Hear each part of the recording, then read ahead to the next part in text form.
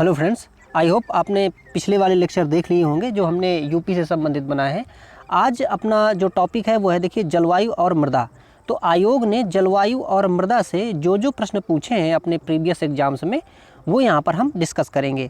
तो देखिए जो जलवायु होती है, किसी भी जगह की जलवायु होती है वो कई कारकों पे डिपेंड करती है। जैसे कि उसकी सागर से दूरी क्या है, मतलब कि जो समुद्र है, समुद्र से जो दूरी है वो कैसी है। इसके साथ में जो ऊंचाई है, मतलब कि सागर तल से जो ऊंचाई है वो कितनी है, ये भी एक कारक हो सकती है। दूसरा कारक ये होता है कि वहाँ की भौगोलिक स्थिति कैसी है। जैसे वहाँ पर पठार हैं या पर्वत हैं या जो भी चीज़ें हैं, तो वो भी वहाँ पर ये निर्धारित करती है कि भाई हाँ यहाँ पर कैसी जलवायु होगी। और वर्षा वगैरह ये सारी जो भी चीज़ें होती हैं ये निर्धारित करती हैं कि भाई कैसी जलवायु वहाँ पर होगी।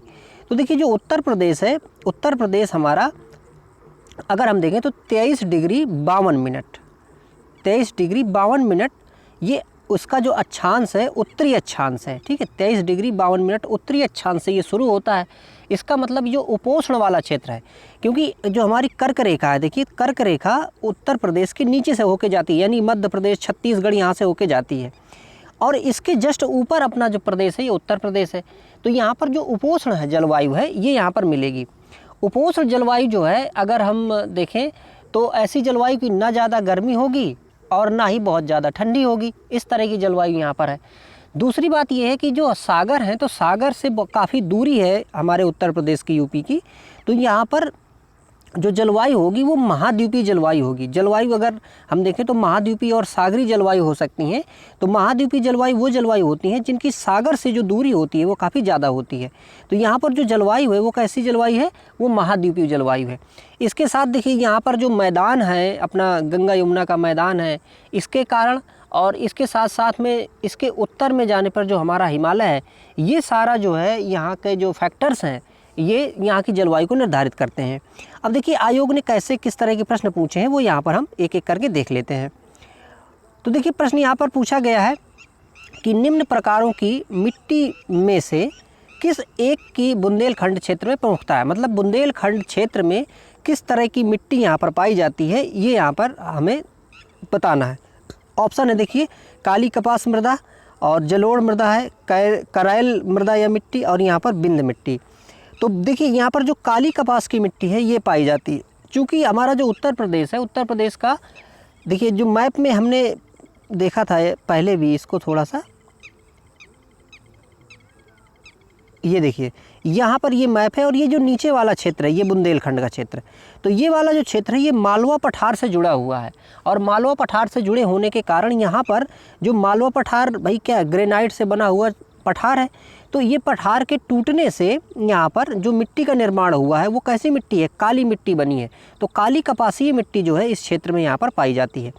थोड़ा और भी देखिए अगर हम यहाँ पर इसी मैप में देखने की कोशिश करें तो देखिए क्या है कि हमारा जो उत्तर प्रदेश है इसको अगर हम विभागों में बांटते हैं तो सबसे ऊपर वाला यहाँ वाला जो क्षेत्र है देखिए ये यहाँ पर हमें भाबर और तराई क्षेत्र मिलता है। अब भाबर क्षेत्र का यहाँ बहुत छोटा सा भाग ही मिलता है, क्योंकि भाबर क्षेत्र वो क्षेत्र होता है जहाँ से हमारे जो पर्वत हैं वहाँ से ख़त्म होते हैं, यानी कि शिवालिक श्रेणी के नीचे जैसे ही हम आते हैं तो यहाँ पर एक पट्टी पाई जाती है जिसे हम भाबर कहते हैं। यहाँ पर क्या है कि बड़े बड़े जो पत्थर होते हैं वो पाए जाते हैं और यहाँ पर इनमें वो जो नदियाँ होती हैं आके विलुप्त हो जाती हैं। फिर तराई वाले क्षेत्र में, जो कि यहाँ बड़ा क्षेत्र है काफ़ी, तो तराई वाले क्षेत्र में वो नदियाँ निकलती हैं आपस मतलब यहीं पर। तो वो जो दलदली क्षेत्र यहाँ पर निर्मित होता है, वो जो दलदली क्षेत्र होता है उसे ही हम तराई क्षेत्र कहते हैं। हालांकि यहाँ पे जो धान की खेती होती है काफ़ी ज़्यादा होती है इसी तराई वाले क्षेत्र में। पहले यहाँ पे जंगल था, फिर बाद में यहाँ पर कटाई करके जंगल की और खेत बना दिए गए, तो यहाँ पर धान की काफ़ी ज़्यादा उपज होती है। इसके बाद यहाँ पर नीचे जो क्षेत्र मिलेगा यहाँ पे ये क्षेत्र, तो ये जो क्षेत्र है यहाँ पर ये गंगा और यमुना का मैदान वाला क्षेत्र है। और नीचे तो हम यहाँ देख ही रहे थे कि भाई ये बुंदेलखंड क्षेत्र था। बुंदेलखंड क्षेत्र में काली कपासी मिट्टी यहाँ पर पठारी होने के कारण पाई जाती है। तो ये मिट्टियों का इस तरह से यहाँ बड़ा विभाजन जो है हमें मिलता है। एक चीज़ और है देखिए कि जो यहाँ पर जलोढ़ मिट्टी जो होती है, जो कि गंगा यमुना के मैदानों में पाई जाती है, तो जलोढ़ मिट्टी में दो तरह की मिट्टियाँ होती हैं। एक होती है बांगर मिट्टी और एक होती है खादर। कैसी मिट्टी, एक देखिए होती है बांगर और दूसरी होती है यहाँ पर खादर। बांगर मिट्टी वो मिट्टी होती है जहाँ पर जो बाढ़ है वो लंबे समय तक नहीं आई होती है। पहले कभी बाढ़ वहाँ पर आई थी, लेकिन यहाँ पर बाढ़ अब नहीं आती है, तो यहाँ पर जो मिट्टी होती है वो बांगर मिट्टी होती है। बांगर मिट्टी थोड़ा सा पुरानी मिट्टी होती है और इसमें चूना पत्थर के कंकड़ पाए जाते हैं, इनको यहाँ पर कंकड़ कहते हैं। प्रश्न इस तरह के भी कभी कभी पूछे जाते हैं। और ये देखिए खादर मिट्टी कैसी होती है, बहुत ही उपजाऊ होती है और ऐसा क्षेत्र जहाँ पर अधिकांशतः बारिश जब होती है और जब नदियाँ उफान में आती हैं तो ये बाढ़ के क्षेत्र में आ जाता है, तो वो खादर मिट्टियाँ ऐसे पैदा होती हैं। अगला देखिए प्रश्न देखते हैं इसमें से। यहाँ पर देखिए वही काली मृदा और बाकी मृदाओं का यहाँ पर ये बताया गया है। एक चीज़ और भी है कि देखिए यहाँ पर जो बुंदेलखंड में जो मिट्टी पाई जाती है, तो ये मिट्टी दो तरह की यहाँ पर पाई जाती है, एक होती है काली और एक होती है लाल। तो काली मिट्टी जो होती है यहाँ पर देखिए, इसमें पानी की सोखने की जो क्षमता होती है बहुत ज़्यादा होती है। जो लाल मिट्टी होती है इसमें पानी की सोखने की जो क्षमता है वो कम होती है। और उपजाऊ के हिसाब से भी काली मिट्टी काफ़ी ज़्यादा उपजाऊ होती है, लेकिन यहाँ पर जो लाल मिट्टी है ये लाल मिट्टी कम उपजाऊ होती है।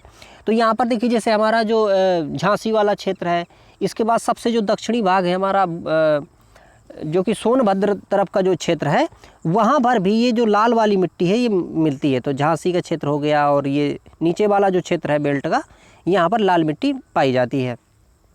अगला देखिए प्रश्न पूछा गया था, उत्तर प्रदेश में भाबर क्षेत्र में निम्नलिखित में से किस प्रकार की मृदाएं पाई जाती हैं। अब देखिए ये यहाँ पर प्रश्न पूछा गया, अभी हमने जो चर्चा किया था इससे आप यहाँ पर इसको टिक कर सकते हैं। ऑप्शन देखिए आया था कि भाबर क्षेत्र में मिट्टियाँ बताना है कौन सी मिलेंगी, और ऑप्शन है देखिए महीन जलोढ़, दलदली और ककड़ीली व पथरीली और भूर। तो यहाँ पर ककड़ीली पथरीली होगी। क्यों? अभी हमने यहाँ पर देखिए भाबर एक जो क्षेत्र देखा था, तो भाबर क्षेत्र कौन सा क्षेत्र था? पतला क्षेत्र था। वहाँ पर ये बड़े बड़े पत्थर और टुकड़े पाए जाते हैं। यहीं पर नदियाँ जो हैं वो क्या होती थी कि विलीन हो जाती थी। तो वो वाला जो क्षेत्र था क्या कहलाता था? भाबर क्षेत्र। इसके बाद हमने एक चीज़ और देखी थी कि बांगर और खादर। तो बांगर और खादर जो है ये अपनी जलोढ़ मिट्टी के दो प्रकार होते हैं। ठीक है, तो जलोढ़ मिट्टी में जैसे कि जो बांगर होती है वो पुरानी मिट्टी है और खादर जो होती है वो नवीन मिट्टी होती है। अगला देखिए, उत्तर प्रदेश में लाल मिट्टियाँ पाई जाती हैं। ऑप्शन देखिए यहाँ पर दिया गया है, ये सीतापुर, बाराबंकी, एटा, मैनपुरी, और ऑप्शन सी यहाँ पर है मिर्ज़ापुर, झांसी। और अगला ऑप्शन यहाँ पर दिया है आगरा और मथुरा। तो देखिए झांसी वाला क्षेत्र और मिर्ज़ापुर, तो झांसी और मिर्ज़ापुर ये जो क्षेत्र है ये यहाँ पर लाल मिट्टी पाई जाती हैं। और लाल मिट्टी वही जो बुंदेलखंड वाला क्षेत्र है, तो बुंदेलखंड में जो मिट्टियाँ पाई जाती हैं वो दो तरह की, काली वाली मिट्टी और कुछ लाल मिट्टी वहाँ पर पाई जाती हैं। तो ये वाले क्षेत्र यहाँ पर हमें नज़र आती हैं मिट्टियाँ। अगला देखिए प्रश्न है, लवण प्रभावित मृदाएँ मुख्यतः उत्तर प्रदेश के किन मंडलों में पाई जाती हैं? तो देखिए लवण प्रभावित मिट्टियाँ कौन सी होती हैं? लवण प्रभावित का मतलब ये है कि देखिए अगर किसी क्षेत्र में बहुत ज़्यादा मात्रा में यदि सिंचाई की जाती है तो वहाँ पर लवणीय मिट्टी हो जाती है। लवणीय मिट्टी में ऊपर आप देखेंगे तो एक सफ़ेद परत जम जाती है जो कि नमक की जैसी परत नज़र आती है। तो ये जो हमारे यहाँ पर आगरा और अलीगढ़ ये वाला जो क्षेत्र है, इस वाले क्षेत्र में काफ़ी ज़्यादा जो मिट्टियाँ हैं वो लवण प्रभावित मिट्टियाँ हैं। उसका कारण यहाँ पर सिंचाई है। और यहाँ पर देखिए क्या है कि इस क्षेत्र में, आगरा वाले अलीगढ़ क्षेत्र में और मथुरा वाले क्षेत्र में, यहाँ पर जो वर्षा है कम होती है और इसके साथ साथ में गर्मी थोड़ा ज़्यादा होती है। तो वर्षा कम होने के कारण यहाँ पर जो सिंचाई की जाती है तो वो सिंचाई जल्दी से सूख जाती है। तो सूखने की वजह से जो ज़मीन में जो नमक होता है वो ऊपर, यहाँ पर लवण जो होते हैं ऊपर हमें नज़र आने लगते हैं। ऐसी ये यहाँ पर मिट्टी बन जाती है। अगला देखिए, निम्नलिखित स्थानों पर वर्षा ऋतु में कहाँ सर्वाधिक वर्षा होती है? अब देखिए जब इसके पहले वाले वीडियो में हमने एक चर्चा ये की थी कि भाई जो हमारा प्रदेश है तो प्रदेश में पूरब से पश्चिम की ओर जब जाते हैं तो मृदा जो वर्षा की मात्रा है वो कम होने लगती है। तो यहाँ पर देखिए ये ऑप्शन देखिए किस तरह से दिए गए हैं। भाई पूछा है कि वर्षा कहाँ सबसे अधिक होगी। देखिए ऑप्शन है बांदा, मुरादाबाद, गोरखपुर, वाराणसी।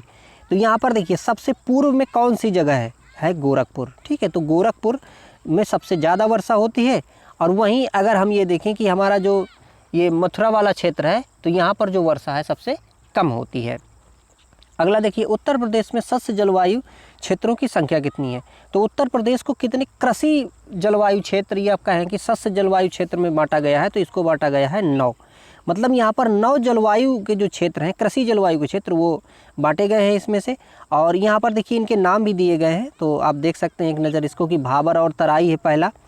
इसके बाद है देखिए दूसरा पश्चिमी मैदान है, फिर इसके बाद मध्य पश्चिमी मैदान, दक्षिणी पश्चिमी समशुष्क मैदान, इसके बाद मध्य मैदान है, बुंदेलखंड क्षेत्र है, उत्तर पूर्व मैदान, पूर्वी मैदान और विंध्य क्षेत्र। तो ये 9 कृषि क्षेत्र हैं, या फिर कह सकते हैं कृषि जलवायु क्षेत्रों के हिसाब से 9 प्रकार से इसको उत्तर प्रदेश को बांटा गया है। अगला देखिए मृदा जिसमें मुख्य रूप से पोटास की कमी है, उत्तर प्रदेश के खाली स्थान किस जिले में पाई जाती है? तो जिसमें से देखिए पोटास की कमी है वो कहाँ पे पाई जाती है? ऑप्शन दिए हैं देखिए जौनपुर, बहराइच, बलरामपुर, गोंडा।